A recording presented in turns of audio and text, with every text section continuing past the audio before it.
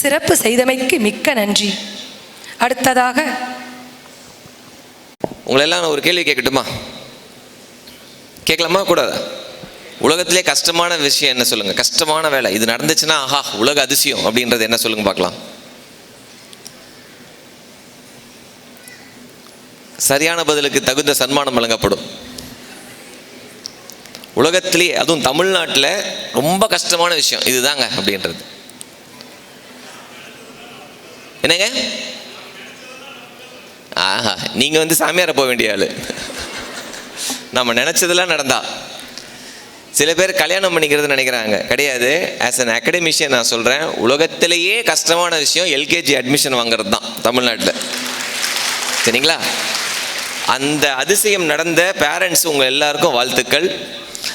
அதுவும் சென்னை மாதிரி ஊர்லலாம் வந்தீங்கன்னு வச்சுக்கோங்க, நீ யாரை வேணா இரு, காலேஜ் சீட்டு கிடச்சிரும், இன்ஜினியரிங் சீட்டு கூட கிடச்சிரும். இதெல்லாம் கூட ஈஸியாக வாங்கிடலாம், ஓரளவுக்கு ஈஸியாக வாங்கிடலாம். ஆனால் நமக்கு வேண்டிய ஒரு ஸ்கூலில் ஒரு எல்கேஜி அட்மிஷன் வாங்குறதுக்குள்ளே படுற பாடு இருக்குது பாருங்கள், நாக்கு தள்ளிடும் வெளியில். என் பையன் இப்போ 10ஆம் கிளாஸ் போகிறான். ஸோ நீங்கள் எல்லாம் உட்காந்துருக்கும் போது சார் ஒரு விஷயம் சொன்னார், அதுக்கு நான் கொஞ்சம் லேட்டராக வரேன். முதல்ல நான் என் பையனோட ஸ்கூல் அட்மிஷனுக்கு போன கதையை சொல்கிறேன். நான் தாம்பரம்னு ஒரு இடத்துல பிறந்து வளர்ந்தேன். சரி, என் ஒய்ஃப் என்ன சொன்னாங்கன்னா, நம்ம பையனை அந்த ஸ்கூலில் போடலாம். ஏன்னா எல்லா பேரண்ட்ஸ்க்கு எப்படின்னா, இந்த ஸ்கூலில் போயிட்டால் நம்ம குழந்தை அப்படியே மாறிடும் அப்படின்னு ஒரு அப்படியே அங்கே படித்தா எல்லாமே அதிபுத்திசாலிங்களாகிடுதுங்கப்பா, எல்லாமே டாக்டர் ஆகிடுறாங்க, எல்லாமே இன்ஜினியர் ஆகிடுறாங்கன்னு சில ஸ்கூலையே நோக்கி நம்ம ஓடுவோம். இப்போ சென்னையில் இருக்க ஸ்கூல்லாம் எப்படி இருக்குன்னா, அப்ளிகேஷன் வாங்குறதுக்கு நைட்டு ஸ்கூல் வாசலில் பேரண்ட்ஸ் படுத்திருப்பாங்க. இதில் வசதி இருக்கவங்களாம் என்ன பண்ணுவாங்கன்னா, ஆள் வச்சு படுக்க வைப்பாங்க. நைட்டு மட்டும் அவர் வந்து படுத்திருப்பாரு, காலையில் போய் இடத்த மாற்றிப்பாங்க. நைட்டு ஒரு தங்குறதுக்கு 2000 ரூபா. பசங்க வந்து அது பார்ட் டைம் ஜாபே பண்ண ஆரம்பித்தாங்க. நைட்டெல்லாம் வெளியில் அங்கே டீ காஃபிலாம் வைப்பாங்க அப்ளிகேஷன் வாங்குறதுக்கு. இன்னும் ஒரு ஸ்கூல் இருக்குது. இந்த ஸ்கூலில் வந்து நான் அட்மிஷன் போயிருந்தேன். தொடர்ந்து சாருக்கே தெரியும், 52 வாரம் தொடர்ந்து போனேன். புதன்கிழமை பேரண்ட்ஸை மீட் பண்ணுவாங்க. நம்ம கோயிலில் போய் சாமி கும்பிட்ற மாதிரி இருக்கும். போவோம், அந்த ஸ்கூல் சேர்மன் உட்காந்துருப்பார். Sorry, we are closed for admissions, நீங்கள் அடுத்த வாரம் வாங்க அப்படின்னுவார். வாரம் நம்ம மூஞ்ச போய் காமிச்சிக்கிட்டே இருக்கணும். ஏன்னா என்ன சொன்னாங்கன்னா, உன்னை பார்த்து இந்த தனுஷ் ஹீரோ சொல்லுவாங்கல்ல, பார்க்க பிடிக்கணுவாங்கல்ல, அதுமாதிரி ஒருவேளை இந்த ஸ்கூல் சேர்மனுக்கு ஒன்று பிடிச்சா சீட்டு கொடுப்பாங்கன்னு. ஒரு நாள் என்னாச்சு, நான் கடுப்பாயிட்டேன். 52 வாரம் நான் 1 வருஷம் போயாச்சு தொடர்ந்து வேலையை விட்டுட்டு. ஏன்னா எங்கள் ஃபேமிலியில் எல்லாரும் என்ன நினச்சாங்கன்னா, அந்த ஸ்கூலில் போனால் பையன் புத்தாலி ஆடுவான் அப்படின்னு. எனக்கு தெரிஞ்ச ஒரு கார்டியாலஜிஸ்ட் வந்திருந்தாங்க. அவங்க என்ன பண்ணாங்க, நான் வெளியில் உட்காந்துருக்கேன், உள்ளே போயிட்டு வெளியில் வந்தவங்க ஒரே கடுப்பில் ஃபோனில் யாரையும் திட்டிக்கிட்டே வராங்க. இங்கிலீஷில் சொல்கிறாங்க, I already told you should have registered 3 months back அப்படின்னு திட்டிகிட்டே வராங்க. நான் அவங்க யாரும் திட்டுறாங்கன்னு நினச்சிட்டு நான் பக்கத்தில் போயிட்டு ஹலோ மேடம் அப்படின்னு என்கிட்ட சொன்னாங்க. 1 நிமிஷம் சுஜித் அப்படின்ட்டு திட்டுறாங்க. யாருன்னா அவங்க வீட்டுக்காரரை திட்டுறாங்க. 3 மாதத்துக்கு முன்னாடி நீ வந்து ரெஜிஸ்டர் பண்ணியிருக்கணும் அப்படின்னு. அப்போ அவங்க பெரிய பையன் அந்த ஸ்கூலில் தான் படிக்கிறான், 1ஆம் கிளாஸ் படிக்கிறான்.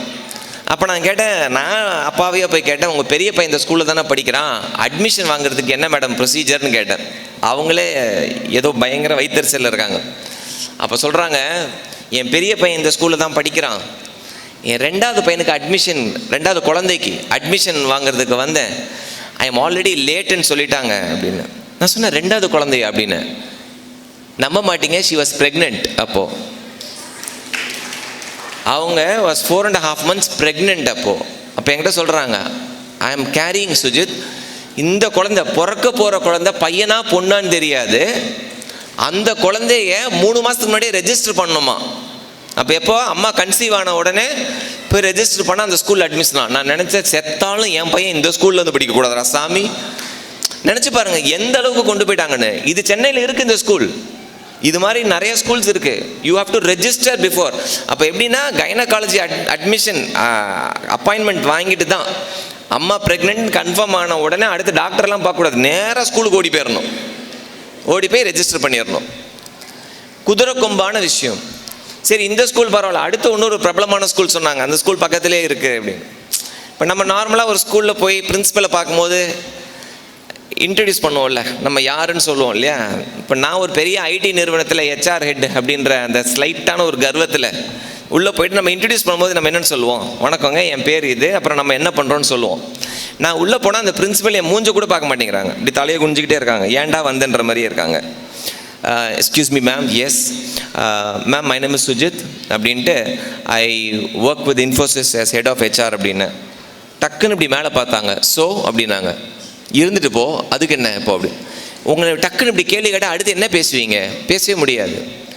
ஸோ நான் யார் என்னன்னு சொல்கிறேன், என் பையனுக்கு அட்மிஷன் வந்திருக்கேன்னு சொல்கிறேன். அடுத்து அந்த ஸ்கூலில் வந்துட்டு என்ன எப்படி பேர் பார்க்குறாங்க, சுஜித் குமார். அதில் அப்பா அம்மா ரிலிஜன் எல்லாம் இருந்தது. ஓ, நீங்கள் கிறிஸ்டியன், உங்கள் ஒய்ஃப் ஹிந்து அப்படின்னு சொல்லிட்டு அடுத்து ஒரு வேர்டு யூஸ் பண்ணாங்க, கிராஸ் பிரீட் அப்படின்னாங்க. அதாவது அப்பா கிறிஸ்டியனும் அம்மா ஹிந்துவாக இருந்ததுன்னா குழந்தை கிராஸ் பிரீடாக. கிராஸ் பிரீடுன்னு நம்ம எதில் சொல்லுவோம்னா நாயை சொல்லுவோம். டாபர்மேனும் அல்சேஷனும் மேட் பண்ணி குழந்தை பிறந்தா அதை கிராஸ் பிரீடுன்னுவோம். மனுஷனை கிராஸ் பிரீடுன்னு சொன்ன ஒரே ஸ்கூல் அந்த ஸ்கூல் தான். ஆனால் நான் நினச்சேன், எனக்கு சொன்னோன்னு அப்படி சுருன்னு கோவம் வந்துச்சு. இருந்தாலும் அட்மிஷன் வேணும் இல்லை, அப்படியே உட்காந்துருந்தேன். அடுத்து அவங்க சொன்ன 2-3 விஷயம் கேட்கும் போது எனக்கு இந்த ஸ்கூல் வேண்டாம், அட்மிஷன் வேணாம் அப்படின்னு தோணுச்சு. ஏன்னா ஆஸ் எ யங் பேரண்ட் இதெல்லாம் நான் ஐ ஹவ் கான் த்ரூ. இப்போ என்ன கொடுமைன்னா, இப்போ அந்த ஸ்கூலுக்கு போன வருஷம் நான் தான் சீஃப் கெஸ்ட்டாக போனேன் ஆனுவல் டேயில். இதே சொல்லி காமிச்சேன் வேறு அந்த பிரின்சிபல் கிட்ட, கிராஸ் பிரீடுன்னு சொன்னீங்க இல்லைன்னு. எதுக்கு சொல்கிறேன்னா, இன்றைக்கி வந்து எஜுகேஷன் அப்படின்ற ஒரு விஷயம் நம்ம ஊரில் மட்டும்தான். எது ஈஸியாக கிடைக்கணுமோ அது ரொம்ப கஷ்டமாக்கிட்டோம், எது கஷ்டமாக கிடைக்கணுமோ அது ரொம்ப ஈஸியாக்கிட்டோம். ரூல்ஸ் என்ன சொல்லுது, உன் ஸ்கூலில் உன் வீடை சுற்றி 5 கிலோமீட்டருக்குள் ரேடியஸ்குள்ளே இருக்க ஸ்கூலில் you should get an automatic admission. ஆனால் கிடைக்கவே கிடைக்காது. இன்றைக்கி நான் மேலே உட்காந்துருக்கும் போது இவர் ஸ்கூல் நடத்துகிறாரா என்ஜிஓ நடத்துகிறாரான்னு தெரில. 15,000 ரூபா ஃபீஸ்னார் ஃபஸ்ட்டு எனக்கு வரும்போதே சொன்னாங்க. நான் ஓகே, ஒரு டேர்முக்கு 15,000 ரூபா ஓகே, ரீசனபிள் ஃபீஸு. ஒரு டேர்முக்கு இல்லை, ஒரு வருஷத்துக்கு 15,000 ரூபா ஃபீஸு. சாப்பாடு ஃப்ரீயா, புக்கு ஃப்ரீயா, டிரான்ஸ்போர்ட் ஃப்ரீயா. இதுக்கு பேர் எப்படி? இதில் என்ன, நார்மலாக ஸ்கூல் நீங்கள் எல்லாம் சர்வீஸ் அப்படின்னு சொன்னாலும் you have to make some profits. எந்த ஸ்கூல், நான் இது வரைக்கும் எத்தனை ஸ்கூல் போயிருக்காங்க, எந்த ஸ்கூல்லையும் 15,000 ஃபீஸ்க்கு இதெல்லாம் கொடுத்து நான் பார்த்ததில்ல. அதான் அவர்கிட்ட சொன்னேன், சென்னையில் ஒரு ஸ்கூல் இருக்குது, இதெல்லாம் கொடுக்குறாங்க. ஆனால் அவங்க வாங்குகிற ஃபீஸ் 2.7 lakhs per annum, 2.7 லட்சம் ரூபாய் தான் ஃபீஸு. ஸோ நீங்கள் யாருக்கு கை தட்டுறீங்களோ இல்லையோ, முதல்ல உங்கள் சேர்மனுக்கு நல்லா கை தட்டிடுங்க. எனக்கு இதில் எவ்வளோ பேர் பயங்கர பணக்காரங்க இருக்கீங்கலாம் தெரியாது. ஆனால் எனக்கு தெரிஞ்சு நம்ம குழந்தை ஒரு நல்ல ஸ்கூலுக்கு போகணும். ஆனால் அந்த ஸ்கூலில் படிக்க வைக்கிறதுக்கு எனக்கு வசதி இல்லை.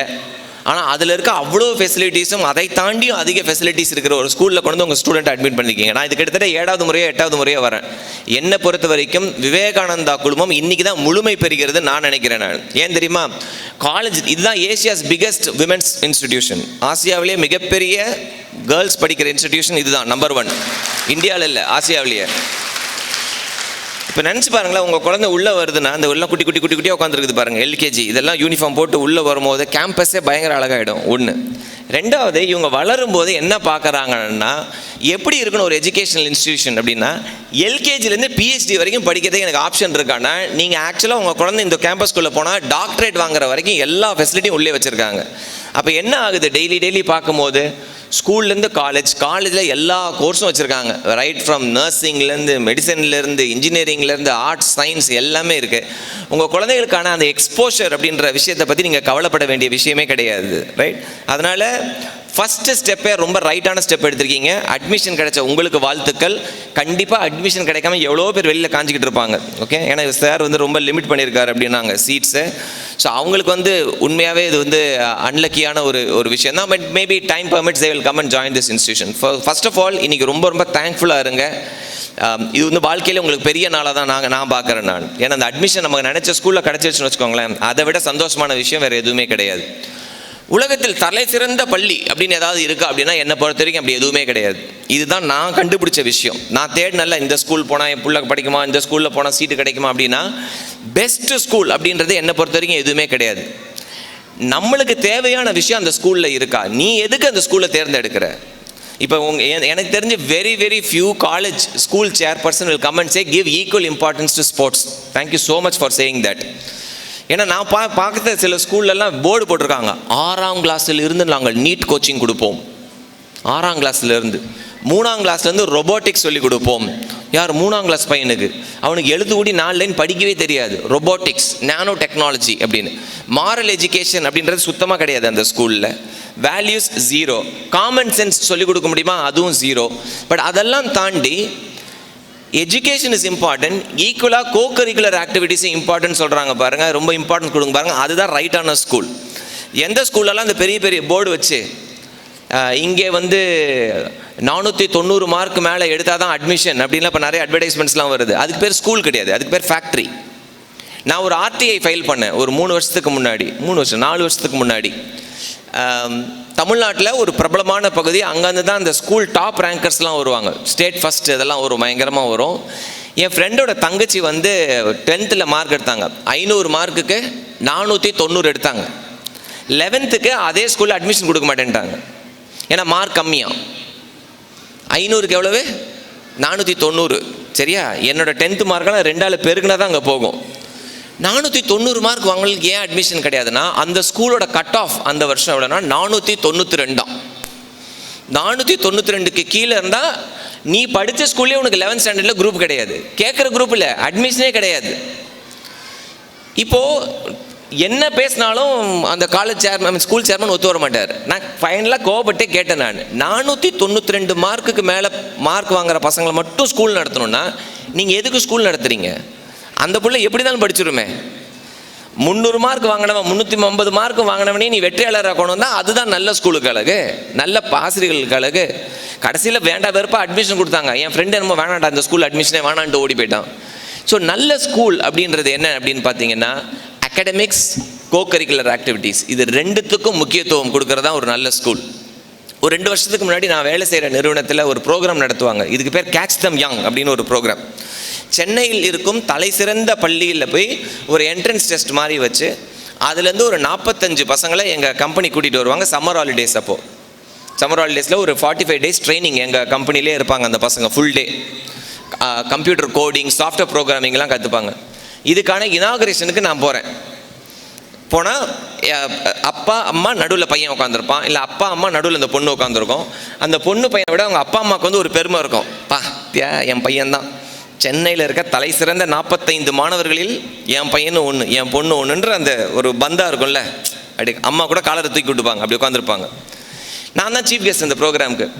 உள்ளே போய் பார்த்தேன், ஒரு விஷயத்த காமனாக பார்த்தேன், எல்லா பையனும் சரி எல்லா பொண்ணும் நல்லா போஷாத்தான் குண்டாக இருக்குதுங்க, ஒபீஸ் அப்படின்றாங்கல்ல, நல்லா குண்டுன்னு இருக்குது. எல்லாம் சேர் ஃபுல்லாக உட்காந்துருக்காங்க பசங்களை, எல்லாம் கண்ணாடி, பெரிய பெரிய கண்ணாடி போட்டிருக்காங்க, எல்லோரும் கண்ணாடி போட்டிருக்காங்க. 45 பேரில் 43 பேர் கண்ணாடி போட்டிருக்காங்க.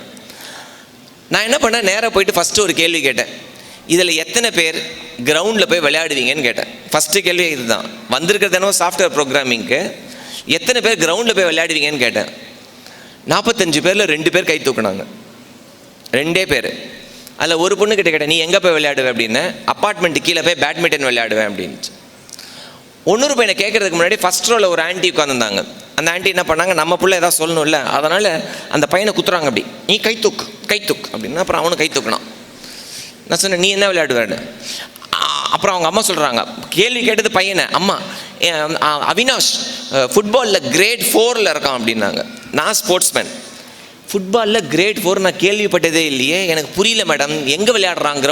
கிரவுண்டில் இல்லை சார், ஐபேடில் விளையாடுவான். ஐபேடில் ஃபுட்பால் இப்படி விளையாடுவானா? நான் நினச்சேன், உங்கள் பையன் இப்படி இருக்கிறதுல தப்பே கிடையாது. என்ன ஆயிடுதுன்னா, நம்ம ஊரில் என்ன நினச்சிக்கிறோன்னா, கிரவுண்டில் போய் கிரிக்கெட் விளையாண்டா அவன் சச்சின் டெண்டுல்கர் ஆயிடணும், ஃபுட்பால் விளையாண்டா மெஸ்ஸி ஆயிடணும், கீபோர்டு வச்சா ஏஆர் ரஹ்மான் ஆகிடும். அவன் ஜாலிக்காக விளையாடவே முடியாது வாழ்க்கையில். அப்போ என்ன ஆகிடுது, அவனுக்கு வயசுக்கு மீறின வளர்ச்சி, ஒபீஸ் ஆகிடுறாங்க. நீங்கள் எங்கள் ஐடி கம்பெனிக்கெலாம் வந்தீங்கன்னா பார்க்கலாம், 2 மாடி தான், லிஃப்ட் இல்லைனா போக மாட்டான், கம்ப்ளைண்ட் பண்ணுவான் HR கிட்ட, லிஃப்ட் வேலை செய்யலை. டே ஒரு மாடி தானடா இருக்குது, மேலே ஏறி போகணும். 23, 24 வயசு பசங்களை பார்த்தீங்கன்னு வச்சுக்கோங்க, எல்லாம் தொப்பையும் தொந்தியுமா, மிடில் மேனேஜ்மெண்ட்லாம் வளர்ந்து மூச்சு வாங்கும், டயபெட்டிஸ் எல்லாமே இருக்கும். ஏன்னா அவனுக்கு வாழ்க்கையில் விளையாண்டதே கிடையாது, அவனுக்கு வேர்த்ததே கிடையாது. ஆனால் இங்கே இருக்க பெற்றோர்கள் எல்லாம் ஞாபகம் வச்சு பாருங்கள், குறிப்பாக திருச்செங்கோடு இந்த ஏரியாலலாம் இருந்தால் குளத்தில் போய் குளிச்சிருப்போம், ஆற்றுல போய் குளிச்சிருப்போம், ஹயர் சைக்கிள் வாங்கி ஓட்டியிருப்போம், புளிய மரத்து மேலே ஏறி இருப்போம். இன்றைக்கி நம்ம பொண்ணு எங்கேயா வெளியில் போனால் கை பிடிச்சிக்கிட்டே கூட்டிகிட்டு போவோம். அங்கே ஒரு தாத்தா பையனை தூக்கிட்டே வராரு உள்ள, பையனுக்கு கால் வலிக்கும். ஸோ இந்த ஓவர் ப்ரொடெக்டிவ் என்விரான்மெண்ட் இருக்குது பாருங்கள், it's not going to do any good to your child. இது குழந்தைகளுக்கு நல்லதே கிடையாது. அந்தந்த விஷயத்தில் இப்போ ஃபார் எக்ஸாம்பிள் இந்த குட்டி பசங்க யாராவது சத்தம் போட்டாங்கன்னா கேளு கேளு அப்படின்னாதீங்க, அது கேட்காது. புரியுதுங்களா? உங்களுக்கு கேட்குறதுக்கே கஷ்டம். சின்ன குழந்தைங்க அது பாட்டு அது உலகத்தில் இருக்க தான் செய்யும். என்கிட்ட சில பேர் கெரியர் கவுன்சிலிங், இந்த கவுன்சிலிங்லாம் கூப்பிட்டு வருவாங்க. என் பையன் ஹைப்பர் ஆக்டிவாக இருக்கான் அப்படின்னுவாங்க. ஹைப்பர் ஆக்டிவா அப்படின்னா ஓடிக்கிட்டே இருக்காங்க, ஒரு இடத்துல உட்காரவே மாட்டுறான். நம்மளாம் சின்ன வயசு இது பெருமையாக சொல்லிட்டு இருந்தோம், அருந்த வாள் அப்படிதான் நம்ம அப்பா அம்மா சொல்லியிருப்பாங்க நம்மள. அருந்தவாள் எப்போ பார்த்தாலும் ஓடிக்கிட்டே இருக்கான். இப்போ அது நம்ம பேரண்ட்ஸ் வியாதியாக பார்க்குறாங்க. டீச்சர் கம்ப்ளைண்ட் பண்ணிக்கிட்டே இருக்காங்க, ஒரு இடத்துல உட்கார மாட்டேங்கிறான். குழந்தைன்னா அப்படி தான் இருக்கும், ஒரே இடத்துல உட்காந்து அது பேர் ரோபோ, பிடிச்சி வச்ச பிள்ளையார் சிலை. எங்கே நினச்சி பாருங்களேன், ஒரு குழந்தை எப்படியே உட்காந்துருக்குது, எப்படி இருக்கும்? ஸோ நம்ம வந்து எல்லாத்தையுமே ஓவர் எக்ஸாஜரேட் பண்ணி அந்த குழந்தைங்களோட ஃப்யூச்சரை வந்து நம்மளுக்கு அறியாமையே நம்ம ஸ்பாயில் பண்ணிக்கிட்டே வரோம். ஸோ அதனால தான் நான் குறிப்பாக பேசணும்னு நினைக்கிறது பேரண்ட்ஸ் கிட்ட.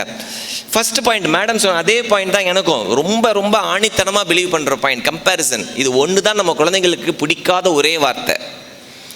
எப்போ பார்த்தாலும் கம்பேரிசன். அந்த கம்பேரிசன் எப்படி வரும்னா மார்க்கில் தான் வரும். ஃபஸ்ட்டு நீ ஏன் அவனை விட கம்மியாக வாங்கின, அவனும் அதே ஸ்கூல் தான் போகிறான், அவனுக்கு பண்ணி கொடுக்குற எல்லா விஷயத்தையும் நான் அவனுக்கும் பண்ணி கொடுக்குறேன். முதல் கம்பேரிசன் யாரோட வரும்னா நம்ம பக்கத்து வீட்டு ஆன்ட்டி அங்கிள் இந்த பசங்களோட வரும். ஆனால் இப்போ எங்கேருந்து வருதுன்னா வீட்டுக்குள்ளேருந்தே வரும். குறிப்பாக உங்களுக்கு 2 பசங்க இருந்ததுன்னு வச்சுக்கோங்களேன், அதில் நார்மலாக அந்த ஃபஸ்ட்டு கொஞ்சம் தத்தியாக தான் இருக்கும். நான் தான் ஃபஸ்ட்டு போய் எங்கள் வீட்டில். 2வது இருக்குது பாருங்கள், போட்டு கொடுத்தே குடும்பத்தை அது உஷாராக இருக்கும். 2 ஒரே ஸ்கூல் போச்சுன்னு வச்சுக்கோங்களேன், ரிப்போர்ட் கார்டு ஒன்றா தானே கொடுப்பாங்க கிளாஸில். இந்த 2வது எது நல்ல மார்க் வாங்குதோ அன்றைக்கே கொண்டு வந்து காமிச்சிடும், அப்பா ஃபஸ்ட் ரேங்க் அப்படின்னும். நம்ம பெரிய ஆள் என்ன காமிக்கிறதுனே தெரியாது, ஐயோ மார்க் வாங்கிட்டு. ஸோ கம்பேரிசன் எப்படி வரும்னா, பாரு தம்பியை பாரு, 4 வயசு சின்னவன் எப்படி படிக்கிறான் பார்த்தியா, நம்மளுக்கு அப்படியே காண்டாக இருக்கும் ஏன்னு. ஆனால் பெருசு கொஞ்சம் மந்தமாக தான் இருக்கும். கான்ஸ்டன்ட் கம்பேரிசன் யாருன்னா தம்பி தங்கச்சியோடையே இருக்கும். நம்மளுக்கு அவனை பார்த்தாலும் ஏன்டா என் உயிரை வாங்குற. இதில் அம்மா அந்த டைலாக் வேறு விடுவாங்க, அதே வயிற்றில் தான்டா ஒன்றையும் பெற்றேன், அவன் பாடுறா எப்படி இருக்கான். வந்திருக்கா அந்த டைலாகு, மைண்ட் வாய்ஸ் மாதிரியே பேசுகிறாரு அப்படின்னு நினைக்கிறாங்க. ஸோ நம்மளுக்கு அப்படியே கடுப்பாக இருக்கும். சரி நம்ம ராசி 2மே கொஞ்சம் சுமாராக படிக்குதுன்னு வச்சுப்போம், கொஞ்சம் மக்கு. ஏன்னா அப்பா அம்மா எப்படி இருக்காங்களோ அப்படி தான் நம்ம பிள்ளைங்க இருக்கும். இப்போ நம்ம அதி புத்திசாலியாக இருந்தால் நம்ம பிள்ளைங்க புத்திசாலியாக வர்றதுக்கு வாய்ப்புகள் இருக்குது, ஜீன் அப்படின்றாங்கல்ல. அதில் சப்போஸ் நம்மளே கொஞ்சம் சுமார் மூஞ்சி குமாராக இருக்கிறதுனால நம்ம பிள்ளையும் கொஞ்சம் சுமாராக இருக்குதுன்னு வச்சுப்போமே, ஆவரேஜாக இருக்கிறதே சூப்பர். தம்பியும் சுமாராக படிக்கிறார், அண்ணனும் சுமாராக படிக்கிறார். நம்ம வாழ்க்கையை விளையாடுறதுக்குன்னே நம்ம மாமா பொண்ணு அத்தை பையன் பெரியம்மா பையன் எவனாவது ஒருத்தன் இருப்பான் நம்ம சொந்தக்காரத்தில், அவன் மட்டும் நல்லா படிச்சுக்கிட்டே இருப்பான். ஸ்கூல் டாப்பர்னுவாங்க, 1200க்கு 1202 மார்க் வாங்குவான். எந்த ஃபங்க்ஷனில் போனாலும் இவன் தான் நம்ம வாழ்க்கையில் விளையாடுவான். நம்ம அம்மா பார்ப்பாங்க, பார்த்தியா உங்கள் மாமா பையன் 2 வயசு சின்னவன் எப்படி படித்து பிஹெச்டி காலேஜ் போய் எங்கே பார் அமெரிக்கா போயிட்டான். நம்ம அவனை பார்ப்போம். கல்யாண வீட்டில் கூட பரவாயில்ல, பாட்டி செத்து போயிருப்பாங்க, அம்மா தேம்பி அழுதுகிட்டு இருக்கோம், அவனை பார்த்தோன்னே நம்மளை கூப்பிடுவாங்க, பாரு. நம்மளுக்கு அந்த கசினை பார்த்தாலே அப்படி கழுத்து உடச்சிடலாம் போல இருக்கும், ஏன்டா என் வாழ்க்கையில் விளையாடுற. அடே குடும்பமே மக்க குடும்பம்னு வச்சுப்போம். நம்ம வீட்டில் யாருமே காலேஜுக்கே போனது இல்லைங்க, பள்ளிக்கூடமே தாண்டினதில்லை. அப்போ தான் நம்ம பக்கத்து வீட்டு ஆண்டி கூட நம்ம வாழ்க்கையில் விளையாடும், பார்த்துருக்கீங்களா? பக்கத்து வீட்டு ஆண்டி அந்த வீட்டு கிச்சன் நம்ம வீட்டு கிச்சனில் நம்ம அம்மாவை கூப்பிடுவாங்க, என்னது உங்கள் பையனுக்கு சீட்டு கிடைக்கலையா, உங்கள் பொண்ணுக்கு சீட்டு கிடைக்கலையா, நான் விவேகானந்தா காலேஜில் வாங்கிட்டேன். அது வரைக்கும் சும்மா இருப்பாங்க நம்ம அம்மா, வயிறு எரியுது கொழுந்து விட்டு எரியும். அப்போ தான் நம்மளை வந்து இருக்கிற காண்டெல்லாம் அப்போ தான் நம்ம மேலே காமிப்பாங்க அம்மா. நல்லா ஞாபகம் வச்சுக்கோங்க, கடவுள் உங்களுக்கு கொடுத்துருக்க மிகப்பெரிய கிஃப்ட்டு உங்கள் ஹஸ்பண்டோ உங்கள் ஒய்ஃபோ கிடையாது, உங்கள் பக்கத்தில் உட்காந்துருக்க அந்த செல்ல குட்டிங்க தான். கம்பேரிசன் அப்படின்ற அந்த கொடிய செயலால் அந்த குழந்தைங்களோட ஃப்யூச்சரை கொண்டுடாதீங்க. ஏன்னா நல்லா ஞாபகம் வச்சுக்கோங்க, இதையே கேள்வியை பையன் அப்படியே மாற்றி கேட்டான்னு வச்சுக்கோங்களேன், அப்பா நீ இப்படி இருக்கியேப்பா, பெரியப்பா இப்படி இருக்காங்களேப்பா, அம்மா நீ இப்படி இருக்கியேம்மா, மாமா இப்படி இருக்காங்களேம்மா, நான் எங்கே போய் மூஞ்சி வச்சுக்கிறது. 90 வயசு தாத்தாவுக்கு கூட பிடிக்காது கம்பேரிசன். அந்த தாத்தாவையும் இன்னொரு தாத்தாவையும் கம்பேர் பண்ணேன்னு வச்சுக்கோங்க, தாத்தாக்கே படுத்திருப்பார், அவரு எந்திரிச்சு அடிப்பார். கம்பேரிசன் மட்டும் வேணவே வேணாம். ஆனால் சின்ன வயசில் நம்ம கரெக்டாக பண்ணுறோம் எல்லாத்தையும். இப்போ அதாவது இந்த பிறந்ததுலேருந்து இந்த எல்கேஜி ஸ்கூல் போகிற வரைக்கும் பேரண்டிங் நம்மளுக்கு யாருமே சொல்லித்தர தேவையில்லை, நம்ம கரெக்டாக தான் பண்ணிக்கிட்டு இருக்கோம். இதில் எத்தனை அப்பாக்கள் இருக்கீங்க? டேடிஸ் மட்டும் கை தூக்குங்க பார்க்கலாம். இப்போ உங்களுக்கு மட்டும் ஒரு கேள்வி, உங்கள் குழந்தை பையனாக இருக்கட்டும் பொண்ணாக இருக்கட்டும் முதல் நாள் குப்புறப்படுத்துச்சு, அது ஞாபகம் இருக்கா? இப்படி படுத்திருந்த குழந்தை திடீர்னு ஒரு நாள் அப்படி குப்புறப்படுத்துது, அதை பார்த்த அப்பாக்கள் மட்டும் கை தூக்குங்க பார்க்கலாம் முதல் தடவை. சரி, கண்டிப்பாக இந்த அப்பாக்கள் எல்லாம் உங்கள் குழந்தை சனிக்கிழமை இல்லை ஞாயிற்றுக்கிழமை குப்புறப்படுத்திருக்கோம் நீங்கள் வீட்டில் இருக்கும் போது. இல்லாட்டினா பிஸ்னஸ் பண்ணியிருக்கிறீங்க, ஏதோ நீங்கள் உங்கள் லக்கு பார்த்துட்டீங்க. இல்லைன்னா பாதி நாள் எங்கேருந்து அம்மா ஃபோன் பண்ணுவாங்க, ஏங்க உங்கள் பொண்ணு நீங்கள் குப்புறப்படுத்துருச்சுங்க அப்படின்னு. அப்பா ஆஃபீஸில் செம்ம திட்டு வாங்கிட்டு இருக்காரு மேனேஜர்கிட்ட. ஏய் ஒரு நிமிஷம் ஒரு நிமிஷம் அப்படின்ட்டு வெல்லுவார். என்னடி சொன்னேன்? உங்கள் குழந்தை குப்புறப்படுத்துச்சுங்க. நான் நைட்டு வரேன், ஒரு வாட்டி குப்புறப்படுத்து காமிக்க சொல்லு அப்படின்வாங்க. உண்மையாகவே பாவப்பட்ட ஜீவன் அந்த அப்பா தான். அம்மாக்கள் எவ்வளோ பேர் இருக்கீங்க? கை தூங்க மம்மிஸ். சரி, உங்களுக்கு உங்கள் குழந்தை 4 காலில் நடந்துட்டு இருந்தது, தடக்கா புதக்கான்னு. திடீர்னு ஒரு நாள் நீங்கள் திரும்பி பார்க்குறீங்க, அப்படியே 2 காலில் எந்திரிச்சு நிற்கிது. முதல் தடவை 2 காலில் எந்திரிச்சு நின்ற நாள் ஞாபகம் இருக்கா? முதல் நாள் 2 ஸ்டெப் எடுத்து வச்சு பொத்துன்னு விழுந்த நாள் ஞாபகம் இருக்கா? அன்னைக்கு எப்படி இருந்தது? உலகத்தையே வென்ற மாதிரி இல்லை நம்மளுக்கு. நம்மள அறியாமே கண்ணில் தண்ணி, ஐயோ குழந்தை நடக்குது. என்ன பண்ணீங்க இன்னைக்கு? தாத்தா பாட்டி சித்தி சித்தப்பா எல்லாரையும் ஊரை கூப்பிட்டீங்க. இப்போ நடந்துருந்தா ஃபேஸ்புக்கில் லைவ் போட்டிருப்போம், மை டாட்டர் வாக்கிங், என் குழந்தை நடக்கிறா. பெரிய விஷயம் இல்லை அது. ஏன்னா இன்றைக்கி அவன் என்னெல்லாம் போடுறான் பாருங்க. ஒரு வாரத்துக்கு முன்னாடி எங்கள் ஆஃபீஸில் ஒருத்தன் பாவம், நம்ம ஃபேஸ்புக்கில் என்ன வேணால் போடுவாங்க, இட்லி சாப்பிட்றேன் அப்படின்ட்டு செல்ஃபி எடுத்து போடுவான், படம் பார்க்குறேன் அப்படின்னு செல்ஃபி எடுத்து போடுவான். ஒருத்தனுக்கு பாவம் நேற்று சாப்பிட்டது வயிறு சரியில்லை அவனுக்கு, ஃபீலிங் பெயின்ஃபுல் அப்படின்னு போட்டு டவுன் வித் டிசென்ட்ரி அப்படின்னு போட்டிருக்கான். என்ன அவனுக்கு எல்லா இடத்துலையும் அடிச்சுட்டு ஓடுது டிசென்ட்ரி அவனுக்கு. அதை 77 பேர் லைக் பண்ணியிருக்கான். அவனுக்கு எவ்வளோ கடுப்பாக இருக்கும் டே. அதனால் நம்ம ஃபேஸ்புக்கில் என்ன வேணால் போடுவோம். இப்போ நினச்சி பாருங்கள், இன்றைக்கி உங்கள் குழந்தை நடந்தால் நம்ம ஃபஸ்ட்டாக தான் ஃபேஸ்புக்கில் போடுவோம், மை டாட்டர் வாக்கிங். சரி, ஃபேஸ்புக்கில் போடலன்னா நம்ம ஃபஸ்ட் என்ன பண்ணோம்னா, சுற்றி இருக்க சொந்தக்காரங்க, அட்லீஸ்ட் நம்ம மாமனார் மாமியார் வீட்டில் இருப்பாங்க, அப்பா அம்மா வீட்டில் இருப்பாங்க, கூப்பிட்டு காமிச்சு அந்த குழந்தை நடக்கிறத காமிச்சோம். அந்த குழந்தை 2 ஸ்டெப்பு நடந்து வைக்கும். அந்த ஸ்பீக்கர்லேருந்து இங்கே நடந்து வரதுக்கு 2 ஸ்டெப் நடந்து வைக்கும். அம்மா என்ன பண்ணாங்க, 1-2 ஸ்டெப் தாண்டி கூப்பிடுவாங்க அந்த குழந்தைய, வா என்கிட்ட வான்னு. அது அப்படி நடந்து வரும். திடீர்னு அந்த குழந்தை கீழே விழுந்துருச்சு. விழுந்தோடனே நம்ம என்ன பண்ணோம், போய் தாத்தாவோ பாட்டியோ அந்த தரையை போய் அடித்தாங்க. தரை என்னமோ தள்ளி விட்ட மாதிரி மொசைக் தரையை போய் அடித்தாங்க, டைலில் அடித்தாங்க. இதுதானே ஒன்று தள்ளி விட்டுருச்சு அப்படின்னு அந்த குழந்தைய என்கரேஜ் பண்ணாங்க. எந்த அம்மாவாது குழந்தைய தலையெல்லாம் பிடிச்சி கணத்தில் பலாரன்னு போட்டு, பக்கத்து வீட்டு குழந்தை பார்த்தியா 8 மாதத்தில் நடக்குது, உனக்கு என்ன கேடு, 12 மாதம் வாங்கி நடக்க மாட்டேற, யாரா சொன்னீங்க? இல்லையே. கரெக்டாக என்கரேஜ் பண்ணமே, அந்த குழந்தைய தட்டி கொடுத்து என்கரேஜ் பண்ணமே, வா நடந்து வான்னு சொன்னமே. ஆனால் அதே குழந்தை எல்கேஜிக்குள்ளே போகும்போது, யூகேஜிக்குள்ளே போகும்போது, டீச்சர்ஸ் கிட்ட பேரண்ட்ஸ் மீட்டிங், நான் நிறைய ஃபேக்கல்ட்டி டெவலப்மெண்ட் ப்ரோக்ராம் நடத்துவேன். பிரைமரி ஸ்கூல் டீச்சர் கிட்ட கேட்டிங்கன்னா இந்த கேள்வி தான் சொல்லுவாங்க, சார் பேரண்ட்ஸ் கேட்குற கேள்விக்கு பதிலே சொல்ல முடியல சார். என்ன மேடம் கேட்குறாங்க? எல்கேஜியில் என் பையன் ஃபஸ்ட் ரேங்க், யூகேஜியில் ஏன் அவன் 3rd ரேங்க் போயிட்டான், நீங்கள் ஒழுங்காக சொல்லித்தரது இல்லையா? புரியுதா நான் என்ன கேட்குறேன்னு? அப்போது நம்மளை அறியாமையே ஒரு கம்பேரிசன் ஆட்டோமேட்டிக்காக வருது. இது எங்கேருந்து வருதுன்னா, அந்த ஸ்கூலுக்குன்னு ஒரு வாட்ஸ்அப் குரூப்னு ஒன்று வச்சுருப்பாங்க. இதில் குறிப்பாக அம்மாக்கள், ஐயோ ஹிட்லரோட மோசமான ஆளுங்க சில டைம். ஏன்னா பக்கத்துட்டு குழந்தை ஏதோ பண்ணுதே, இந்த குழந்தை 1330 குரலை மனப்பாடமாக சொல்லுதே, என் குழந்தையால சொல்ல முடியலையே, ரைம்ஸ் பாடுதே, keyboard வாசிக்குதே, 1 in a million will do that. அந்த குழந்தைக்கான ஏதோ ஒரு ஸ்பெஷல் டேலண்ட் இருக்கு. இந்த 1330 குரல் சொன்ன பொண்ணோட பேர் உங்களுக்கு தெரியுமா? இன்னைக்கு தெரியாது. கீபோர்டில் இத்தனை ராகம் வாசிச்ச அந்த குழந்தையோட பேர் தெரியுமா? தெரியாது.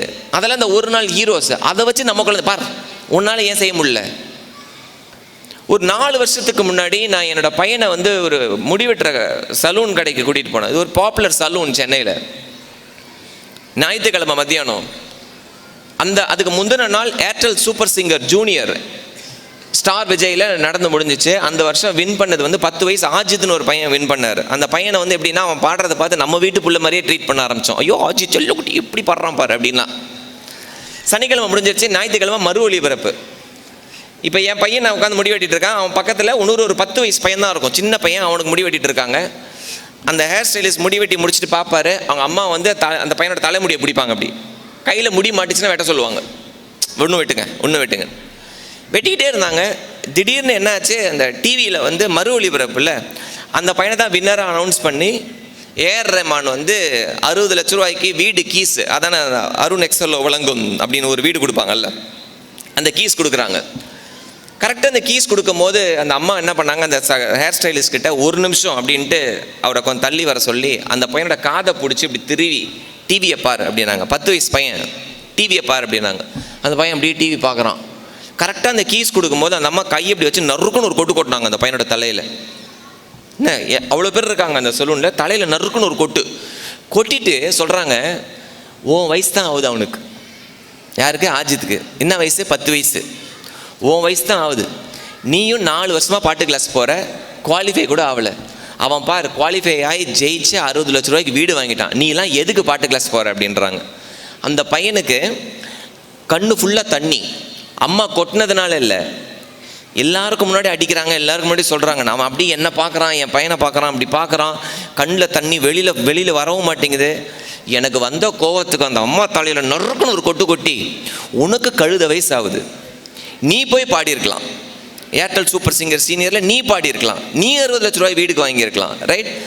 அப்போ பாருங்களேன், அந்த பாட்டு கிளாஸ் போகிறது அந்த குழந்தை பாட்டு கற்றுக்கிறதுக்கு இல்லை, 60 லட்ச ரூபா வீடு வாங்குறது. ஏன் 10 வயசு குழந்தைகிட்ட என் பையன் கிரிக்கெட் விளையாடுறான், அவங்ககிட்ட கோச்சிங்கில் மற்ற பேரண்ட்ஸோட சில பேரண்ட்ஸ்லாம் வந்து கேட்பாங்க, சார் என் பையனுக்கு பெரிய கனவுலாம் இல்லை சார், எனக்கு பெரிய கனவுலாம் இல்லை சார், இந்தியாவுக்குலாம் ஆட வேண்டாம், சென்னை சூப்பர் கிங்ஸ்க்கு மட்டும் ஆடணும் சார், அவ்வளோதான் கனவா. 10 வயசு பையனுக்கு பேட்டு கூட பிடிக்க முடியாது, அவனுக்கு 6 அடிக்க மட்டும் சொல்லிக் கொடுங்க சார். ஸோ எல்லாத்துலேயுமே ஷார்ட்கட், எல்லாத்துலேயுமே மார்க்கு. இப்போ எங்கள் அப்பார்ட்மெண்ட்டில் ஒரு பொண்ணு இருந்தால் CBSE 10th 10 out of 10, Bharatanatyam அரங்கேற்றம் முடிச்சிட்டா, நிறைய விஷயம் பண்ணி முடிச்சிட்டா.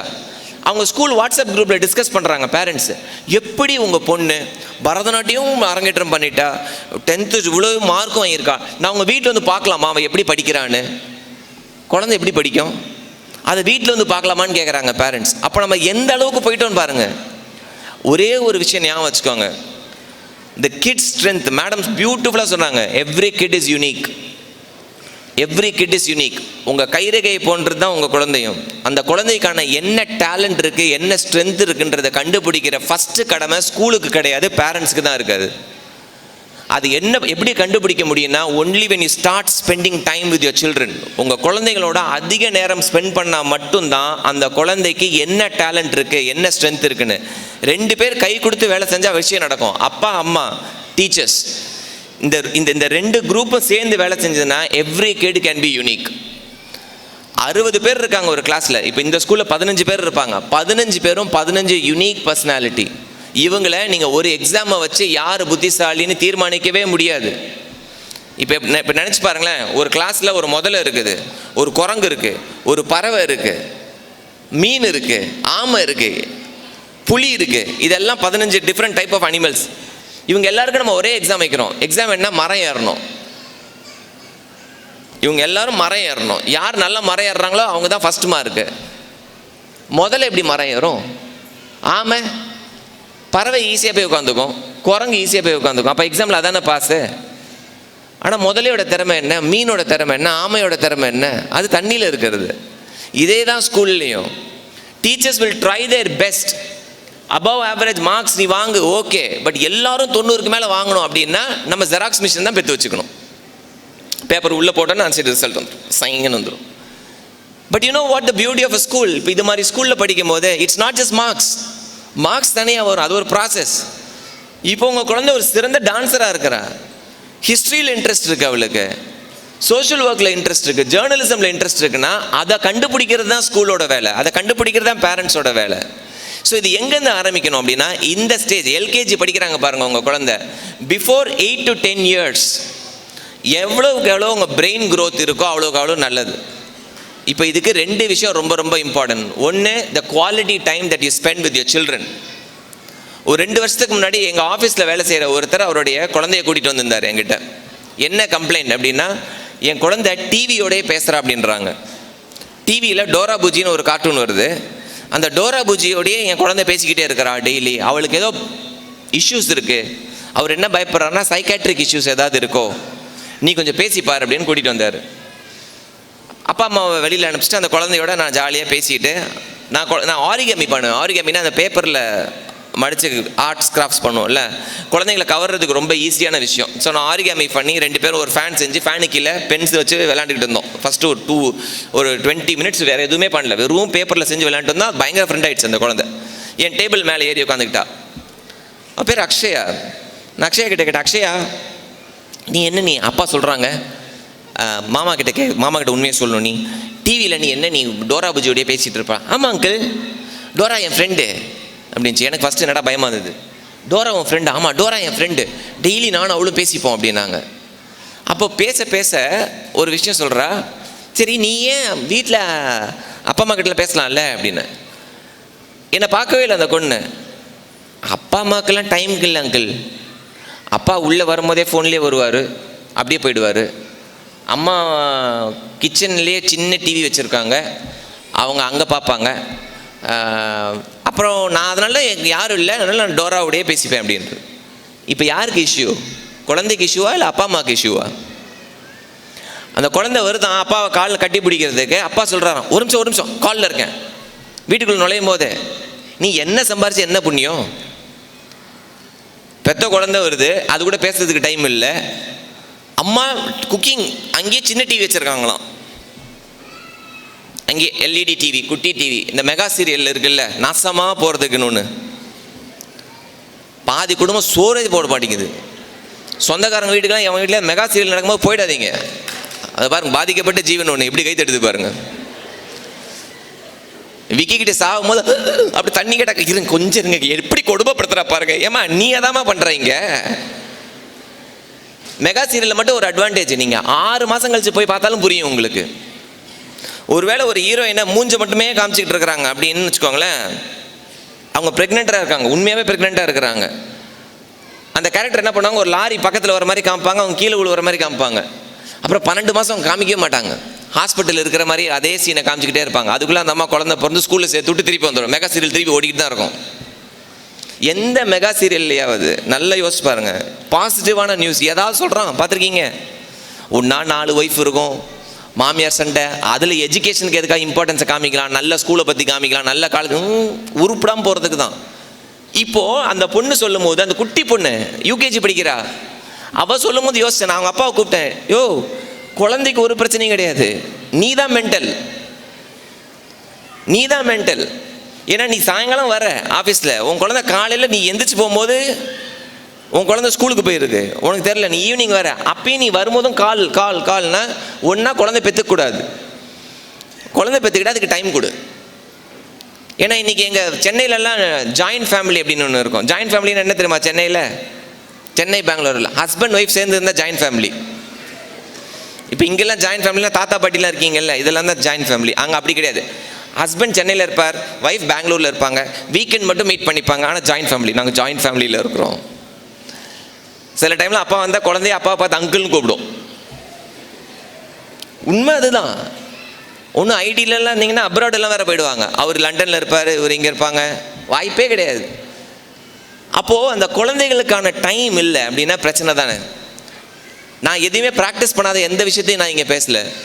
நான் ஆஃபீஸ்லேருந்து வரேன் அப்படின்னா ஆஃபீஸில் ப்ரெஷர் இருக்க தான் செய்யும்.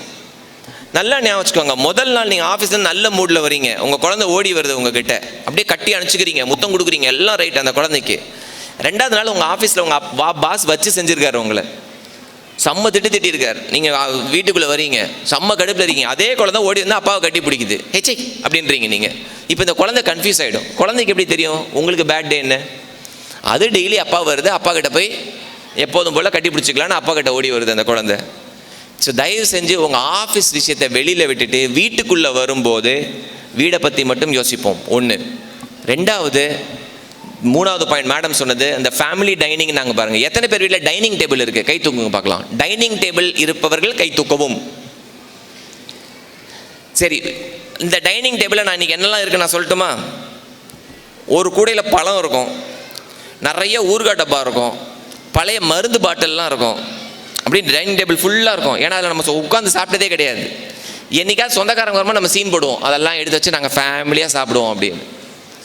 பாதி பேர் வீட்டில் அம்மா கிச்சன்லேயே சாப்பிடுவாங்க, பையன் டிவி பார்த்துட்டே சாப்பிடுவான், அப்பா அவர் ரூமில் உட்காந்து சாப்பிடுவார். இந்த சேர்ந்து உட்கார்ற டைம் அப்படின்றது சாப்பிட்ற டைம் மட்டும் கிடையாது. இன்றைக்கி ஸ்கூலில் என்ன நடந்தது, என்ன கற்றுக்கிட்ட, அடுத்தவன் எவ்வளோ மார்க் வாங்கினா, அதெல்லாம் தேவையில்லை. டெய்லி உங்கள் குழந்தைங்க கிட்ட இந்த ஒரு கேள்வி மட்டும் கேளுங்க, இன்றைக்கி என்னம்மா புதுசாக கற்றுக்கிட்ட, what did you learn today, இன்றைக்கி மேம் என்ன சொன்னாங்க, அவள் எவ்வளோ மார்க்கு, அதை கேட்காதீங்க.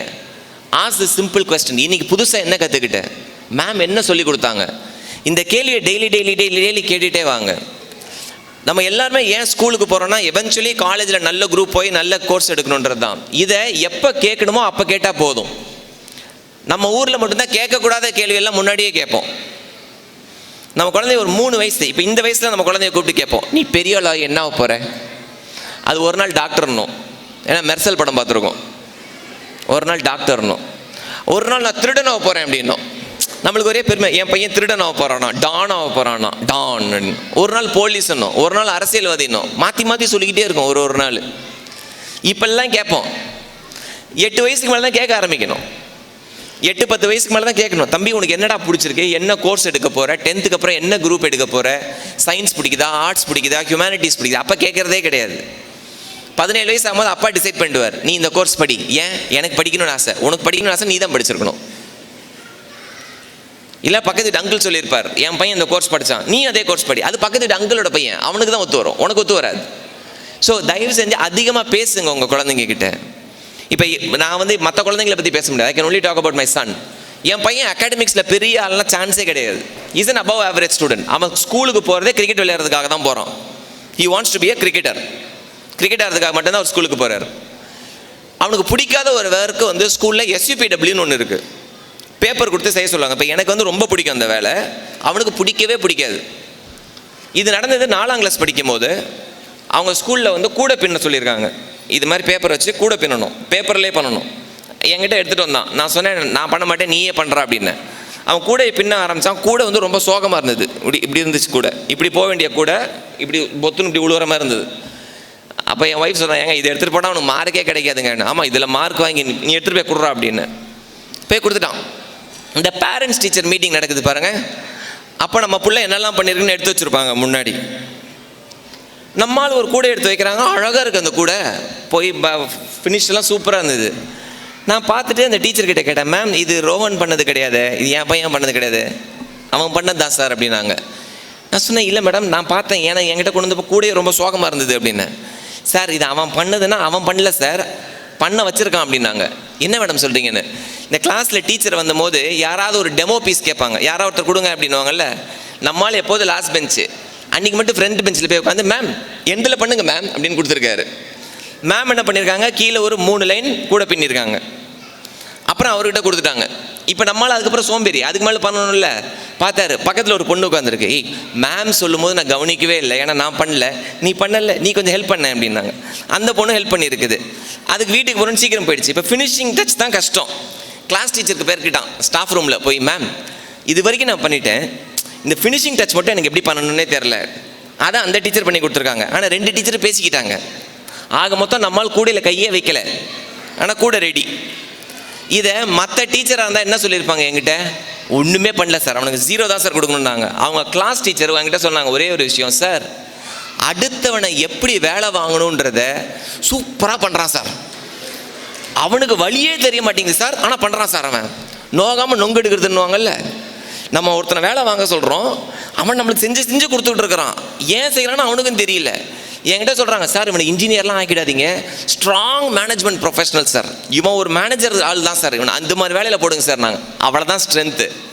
இப்போ நமக்கு அவரோட இதில் வந்து பார்த்தீங்கன்னா கிரிக்கெட் ப்ராக்டிஸில் இவர் பேட்டிங் மட்டும் தான் பண்ணிக்கிட்டே இருப்பார், பால் எடுத்து எவனா போட்டுக்கிட்டே இருக்கணும் ஆள். சில குழந்தைங்க பாருங்கள், ஒரு விளையாட்டு ஜாமானை கொடுத்தீங்கன்னா அக்கு வேறு ஆணு வேறு பிரித்து போட்டுரும், திருப்பி அசம்பிள் பண்ணும். சில குழந்தை ஒரே இடத்துல உட்காந்து மணிக்கணக்காக வரைய முடியும். அந்த குழந்தையோட அவ்வளோ பேஷன்ஸ் இருக்கும், அட்டென்ஷன் டு டீட்டெயில் இருக்கும். Watch these talents very very closely. இந்த டேலண்ட்ஸை நம்ம ஹோன் பண்ணாதான் இந்த குழந்தைகள் பின்னாடி வர நாட்களில் சாதனையாளர்கள் வர்றதுக்கு வாய்ப்பு இருக்குது. அனாலிட்டிக்கல் ரீசனிங்கே இல்லாத ஒரு குழந்தை இன்ஜினியரிங் படிக்க வச்சா வில் பி a டிசாஸ்டர். அதாவது நம்ம ஒரு வேலை வாய்ப்பு, நல்ல சம்பளம், கை நிறைய சம்பளம், ரோட்டில் இருக்க பிச்சைக்காரன் கூட கை நிறைய பைசா வச்சிருக்கான், does not mean that we want to do that job. Smuggling பண்ணால் நிறைய பைசா கிடைக்கும். நம்ம எத்தனை பெற்றோர்கள் இருக்காங்க, என் பையன் ஸ்மக்லர் ஆனால் எனக்கு ரொம்ப பெருமை கிடையாது. So we need to make sure that our kid comes up in good value system. அதுக்கு ஸ்கூல் ரொம்ப இம்பார்ட்டன்ட், பேரண்ட்ஸ் ரொம்ப ரொம்ப இம்பார்ட்டன்ட்.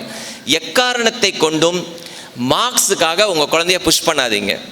இப்போ நான் சொல்கிற சில விஷயம் உங்களுக்கு ஆச்சரியமாக இருக்கும்.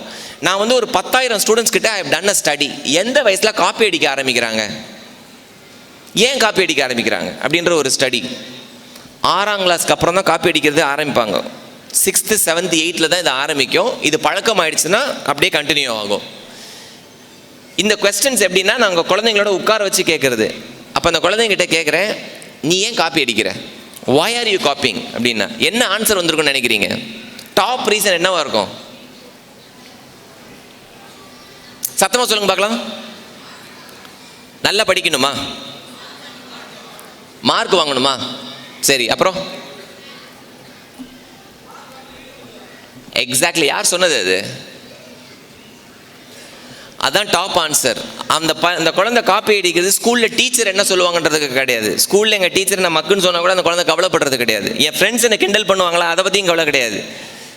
மார்க் எடுத்துகிட்டு வீட்டில் போகலன்னா எங்கள் அப்பா சைன் போட மாட்டார், ரிப்போர்ட் கார்டில் சைன் போட மாட்டார், அடிப்பார், எதுவும் வாங்கி கொடுக்க மாட்டார், அம்மா வத்தி வச்சுருவாங்க. அப்போ யாரை சாட்டிஸ்ஃபை பண்ணுறதுக்கு அந்த குழந்தை அந்த ஹேபிட்டுக்கு போகுது? பேரண்ட்ஸை சாட்டிஸ்ஃபை பண்ணுறதுக்கு you get in to an habit and you continue to do it. ரொம்ப ரொம்ப கேர்ஃபுல்லாக இருங்க, ப்ராசஸில் ஸ்ட்ராங்காக இருங்க. உங்கள் குழந்தை படிக்குது அப்படின்னா அந்த படிக்கும்போது அந்த குழந்தை அந்த டைம் கொடுக்குதான்னு பாருங்கள், ஒழுங்காக படிக்குதான்னு பாருங்கள். அங்கே படிக்கலைன்னா பனிஷ் த கிட், அது என்ன வேணா இருக்கட்டும். ஆனால் எக்ஸாம் எழுதி முடித்து மார்க் வந்த பிறகு மார்க்குக்காக அந்த குழந்தையை அடிக்கிறதோ அது பெரிய முட்டாள்தனம். பிகாஸ் அது நடந்து முடிஞ்ச விஷயம். ஸோ ரொம்ப ரொம்ப சிம்பிள். ப்ராசஸ் ஸ்ட்ராங்காக இருக்கிற வரைக்கும் பிரச்சனையே கிடையாது. ஏன்னா லேர்னிங்கில் வந்து 3 types ஆஃப் லேர்னர்ஸ் இருக்காங்க. சில பேர் ஸ்லோ லேர்னர்ஸாக இருப்பாங்க. பசங்களை பார்த்துருக்கீங்களா? ஒரு குழந்தைய ரூம்குள்ளே போட்டிங்கன்னு வச்சுக்கோங்களேன், புக்கோட 2 மணி நேரம் ஆனாலும் வெளியிலே வராது, அப்படியே உட்காந்து படிச்சுக்கிட்டே இருக்கும். எவ்வளோ நேரம் விட்டாலும் படிக்கும் அது. அந்த குழந்தைய போய் சொல்லணுமா சாப்பிட வாமா அப்படின்னு. இன்னொன்று, என்ன மாதிரி குழந்தைங்க இருக்குது, சில குழந்தைங்கள் 10 நிமிஷத்துக்கு மேலே உட்கார முடியாது. ரூமில் போட்டு சாத்திட்டு வந்துட்டீங்கன்னா 10 நிமிஷத்தில் வெளில வந்துடும் அந்த குழந்தை. என்னடா தண்ணி போ, அப்புறம் போய் தண்ணி குடிச்சிட்டு வரும் கொஞ்ச நேரம் கழிச்சு. அடுத்த 10 நிமிஷம் இப்போ என்னடா பாத்ரூம், தண்ணி குடிச்சா பாத்ரூம், ரைட். அடுத்த 10 நிமிஷத்தில் திருப்பி வெளில வரும். இப்போ என்னடா, இல்லை பெல் அடிச்சது யார் வந்திருக்காங்கன்னு பார்க்க வந்தேன். அப்புறம் திருப்பி வரும், நீயும் அப்பாவும் என்ன பண்ணிட்டு இருக்கேன்னு பார்க்க வந்தேன். அவ்வளோதான் உட்கார முடியும் அந்த குழந்தைய. இப்போ இந்த 10 நிமிஷம் படிக்கிற குழந்தைய நீங்கள் 2 மணி நேரம் உட்கார வைக்கணும்னு நினச்சிங்களா? உங்களை மாதிரி முட்டாள்கள் வேறு யாரும் இருக்காது. 10 நிமிஷன்றது 15 நிமிஷம் ஆகும், 15, 20 ஆக்கலாம். அப்படி தான் கிராஜுவலாக இன்க்ரீஸ் பண்ண முடியும். இன்னும் சில குழந்தைங்களுக்கு இது விசித்திர பிறவிங்க. இப்போ சார் படிப்பார், நான் கேட்பேன், நான் புக்கெலாம் இருக்க மாட்டேன். ஹாஸ்டலில் இருப்பானுங்க நிறைய அந்த பசங்க பார்த்தீங்கன்னா, இவரை சத்தமாக படிக்க சொல்கிறது, சொக்கலிங்கம் சார் கொஞ்சம் சத்தமாக படிங்க அப்படின்னு படிக்க சொல்லிட்டு நம்மால் கேட்பார். எக்ஸாம் போய் எழுதுவோம், அவரோட இவன் நிறைய மார்க் வாங்குவான். சில பேர் கேட்டுட்டு they understand things better. So ரொம்ப கேர்ஃபுல்லாக நம்மளுடைய குழந்தையோட லேர்னிங் பேட்டர்ன் என்னன்னு பாருங்கள். அதுக்கேற்ற மாதிரி try and tune your skills. But இது எல்லாத்துக்குமே பொறுமை ரொம்ப ரொம்ப தேவை. பேரண்டிங்கை பற்றி பேசிட்டு போகிறது ஈஸி. பேரண்டிங் வந்து எப்படின்னா புக்கு வச்சு நாளையிலேருந்து அப்படியே பயங்கரமாக வராது. Parenting is about being consistent. ஒரு விஷயத்தை அப்பாவும் அம்மாவும் ஒரே மாதிரி சொல்கிறாங்களா, அப்பா நார்த் போல் அப்பா சவுத் போல்னா குழந்தைக்கு தெரியும் யாருக்கிட்ட போனால் வேலை நடக்கும்னு க்ளீனாக தெரியும். அம்மா கிட்ட போய் எப்படி இமோஷனல் பிளாக்மெயில் பண்ணி திங்ஸ் வாங்கணும்னு தெரியும், அப்பா கிட்ட எதை கேட்டால் கிடைக்கும்னு தெரியும். அப்பாவும் அம்மாவும் ஒரே விஷயத்தில் இருக்காங்களா? பேரண்ட்ஸ் டீச்சர் மீட்டிங்க்கு வரீங்க அப்படின்னா தயவு செஞ்சு வாங்க ஃபஸ்ட்டு. ஏன்னா நிறைய பேர் வந்து ஸ்கூலில் விட்டுட்டாங்கன்னா அதுக்கப்புறம் அது பார்த்துக்கலாம். நம்ம பையனும் சொல்லவும் மாட்டான் பேரண்ட்ஸ் டீச்சர் மீட்டிங் இருக்குது அப்படின்னு. பேரண்ட்ஸ் டீச்சர் மீட்டிங் வந்தீங்கன்னா அந்த ரிப்போர்ட் கார்டு மார்க்ஸை பற்றி இல்லை, உங்கள் குழந்தை ஒழுக்கமாக இருக்கான்னு கேளுங்க. ஃபஸ்ட்டு கேள்வி, how is my kid behaving in class? எல்லாருக்கும் மரியாதை கொடுக்குறானா? டீச்சர்ஸ்க்கு மரியாதை கொடுக்குறானா? படிப்பு எல்லாமே அதுக்கப்புறம் தான். மாரல் சயின்ஸ், காமன் சென்ஸ், இது ரெண்டும் இல்லைன்னா ஒரு பிரயோஜனமும் கிடையாது. How is my kid behaving with others? எல்லாரோடையும் இன்க்ளூசிவாக இருக்கானா? எல்லா பசங்க பொண்ணுங்க எல்லார்கிட்டையும் பேசுகிறானா? These are important skills, social skills. இதெல்லாம் இருந்துச்சுன்னு வச்சுக்கோங்களேன், studies is just a by product. எங்கே வேணால் போய் மார்க் வாங்கிடலாம். ரொம்ப ரொம்ப இம்பார்ட்டண்ட்டான ஒரு விஷயம், குழந்தைங்களை கம்யூனிட்டி ஒர்க்கில் சின்ன வயசுலேருந்து என்கேஜ் பண்ணுங்கள். நீங்கள் எங்கேயாவது போகிறீங்க, தியேட்டருக்கு கூட்டிகிட்டு போகிறீங்களோ, ஒரு சுற்றுலாத்தலத்துக்கு கூட்டிகிட்டு போகிறீங்களோ, நீங்கள் ஏதாவது ஒரு நல்ல விஷயம் செய்யும்போது உங்கள் குழந்தைய தயவு செஞ்சு கூட்டிகிட்டு போங்க. நீங்கள் ஏதாவது நல்ல விஷயம் செய்யும் போது, யாருக்கா உதவி செய்ய போகிறீங்க, ஏதோ ஒரு இடத்துக்கு போகிறீங்கன்னா குழந்தைய கூட்டிகிட்டு போங்க. Expose them. வாழ்க்கை வெளியில் எப்படி இருக்குது அப்படின்றத குழந்தைங்க கற்றுக்கும் போது தான் they know the joy of giving. இப்போ என்னோட மாற்றம் ஃபவுண்டேஷனில் என்னோட யங்கஸ்ட் வாலண்டியரோட வயசு 4 வயசு. 4 வயசு குழந்தை என்ன பண்ணும்? கேண்டிடேட்ஸை கூப்பிடும்போது அதான் மைக்கில் கூப்பிடும், கூட்டிகிட்டு போய் விடும். என் பையன் 4 வருஷத்துக்கு முன்னாடி இருந்ததோட இப்போ பயங்கர மெச்சோர்டாக இருக்கான். ரொம்ப ரொம்ப சிம்பிள் ரீசன், அவன் பார்க்குறான் இவ்வளோ கஷ்டப்பட்டு படிக்கிற குழந்தைங்கள்லாம் இருக்காங்க, எஜுகேஷன் இஸ் இம்பார்ட்டன்ட் அவனுக்கு புரியுது. ஸோ இது எல்லாமே ரொம்ப சிம்பிளாக நம்ம ப்ராக்டிஸ் பண்ணுறது விஷயத்தில் பண்ணோன்னா பிரச்சனையே கிடையாது. சொந்தக்காரங்களை மட்டும் வச்சுப்போம். நம்ம குழந்தைங்களை வளர்க்குறத அவங்கள வந்து மூக்க நுழைக்க வேண்டாம் அப்படின்றதுல ரொம்ப தெளிவாக இருங்க. அப்பா அம்மா மேக்ஸிமம் தாத்தா பாட்டி. ஏன்னா இந்த உங்கள் குழந்தை ஒரு ஸ்டேஜில் பப்ளிக் எக்ஸாம்லாம் எழுதும். இந்த பப்ளிக் எக்ஸாம் எழுதும் போதெல்லாம் பார்த்தீங்கன்னா நம்ம சொந்தக்காரங்களை வச்சுலாம் அட்வைஸ் கொடுக்க சொல்லுவோம். இந்த தாய்மாமான்லாம் ஒரு கேட்டகரி இருக்கும், வந்து 4 புத்திமதி சொல்லிட்டு போ அப்படின்னும். தாய்மாமாவே 4ஆம் கிளாஸ் ஃபெயிலு, அவர் வந்து பெரிய பிட்ஸ்பர்க் பீட்டர் மாதிரி வந்து சொல்லிட்டு போவார், ஆளாம் எப்படி படிச்சுன்னு தெரியுமாடா, ஒழுங்காக படி, இல்லை தோலை உரிச்சு போட்டுருவேன் அப்படின்னு. நம்மளாலே மார்க் வந்து நொந்து நூடுல்ஸாக இருக்கிறான். திருப்பூரில் ஒரு பொண்ணு இறந்து போச்சு தெரியுமா முந்தா நேற்று, நீட் எக்ஸாமுக்கு. ஏங்க இதை விட கொடுமை வேறு தான் இருக்கா? 490 மார்க் வாங்கியிருக்கு அது 12th. ஊரில் இருக்க எல்லாரும் டாக்டர் ஆனால் என்னத்துக்கு ஆகுறது? ஏன் மேடம் கரெக்ட் தானே மேடம், நீங்கள் டாக்டர் தானே, பார்த்தீங்களா? எல்லாரும் டாக்டர் ஆனால் நோயாளின்னு யாராக வேணும் இல்லை? எல்லாரும் இன்ஜினியர் ஆகிட்டா அப்புறம் மற்ற படிப்புலாம் யார் படிக்கிறது? ஹெச்ஆர்லாம் எப்படி ஆகுறது? ஜேர்னலிஸ்ட் எப்படி ஆகுறது? சரி, நம்ம கண்மூடித்தனமாக இவ்வளோதான் அப்படின்னு நினச்சிட்டோன்னா முடிஞ்சு போச்சு. அதனால தான் சொல்லுவேன் நான் பேரண்ட்ஸ் கிட்ட, 2020 உலகத்தின் தலை சிறந்த டாப் 20 ஜாப்ஸ் என்னன்னு தேடி பாருங்க, கூகுளில் இருக்கு. இதில் டாக்டர் இன்ஜினியர்லாம் எங்கே இருக்குன்னு பாருங்க. டாக்டர் இருக்கு, ஆனால் இதை தாண்டி 19 டிஃப்ரெண்ட் ப்ரொஃபஷன்ஸ் இருக்கு. அதுக்கு நம்ம குழந்தைங்க படிக்கிறாங்களா? இல்லையே. ஆக வேலை அதெல்லாம் பின்னாடி வரட்டும். School is a time when the kids have to enjoy, right? இதில் நிறைய ஸ்டூடெண்ட்ஸ் இருக்கீங்க, குட்டி குட்டி பசங்களுக்கெல்லாம் சொல்கிறதுக்கு புரியாது. பட் above 6th standard நீங்கள் இருந்தீங்கன்னா education is the only weapon. நிறைய கேர்ள்ஸ் இருக்கீங்க. என்னுடைய மாற்றம் அறக்கட்டையில் 914 பசங்க படிக்கிறாங்க. அதில் போன வருஷத்துலேருந்து இப்போ இவர் 15,000 ரூபாய்க்கு உங்களுக்கு சீட்டு கொடுக்குறாருல்ல. என்னோட மாற்றம் பசங்க கிட்டத்தட்ட ஒரு 20 பேர் இருக்காங்க. இன்றைக்கி அட்மிஷன் நடந்துகிட்டு இருக்கு. 5 பைசா செலவு இல்லாமல் கிட்டத்தட்ட 20 பசங்க இங்கே ஃப்ரீயாக படிச்சுட்டு இருக்காங்க இதே கல்வி குழுமத்தில். Engineering, arts, science degrees. இந்த 20 பேருக்கும் 20 டிஃப்ரெண்ட் கதை இருக்குது.